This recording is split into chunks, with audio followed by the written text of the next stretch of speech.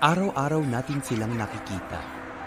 Maaaring habang naglalakad tayo sa labas o nakakasama natin sa tahanan bilang bahagi ng ating pamilya. Pero naisip mo na ba kung ligtas tayo sa piling nila?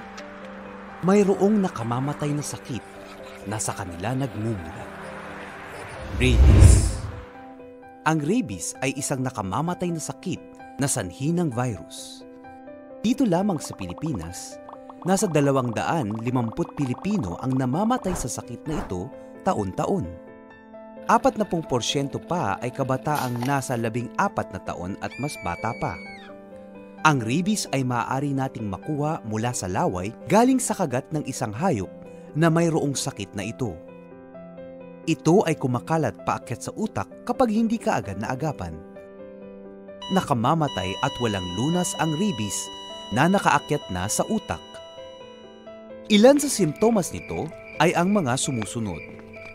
Lagnat, pagkatakot sa hangin, liwanag at tubig, matinding paglalaway, sakit sa ulo, at hirap sa paghinga. Tandaan, karamihan sa mga taong namamatay sa rabies ay dahil sa kagat ng aso. Paano mo nga ba malalaman kung may sakit na rabies ang isang aso?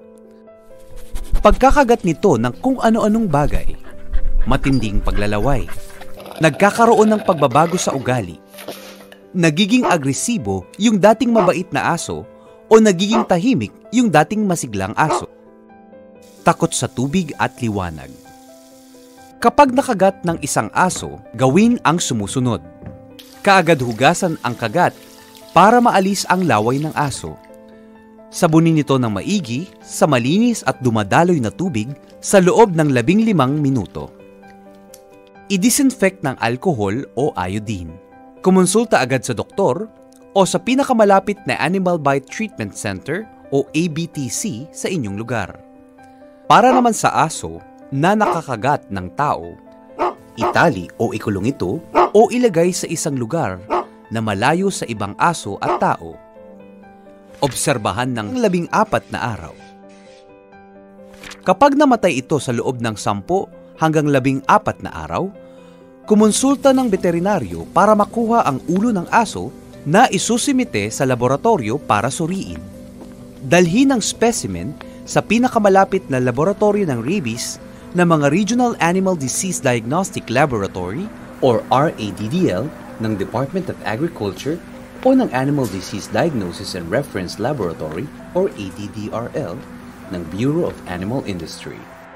Huwag nating maliitin ang sakit na rabies sa ating kapaligiran. Ugaliing pabakunahan ang inyong mga alagang aso laban sa rabies taon-taon at huwag hayaan itong pagala-gala. Tandaan ang mga dapat gawin kapag nakagat ng aso. Siguraduhin nating ligtas ang bawat Pilipino.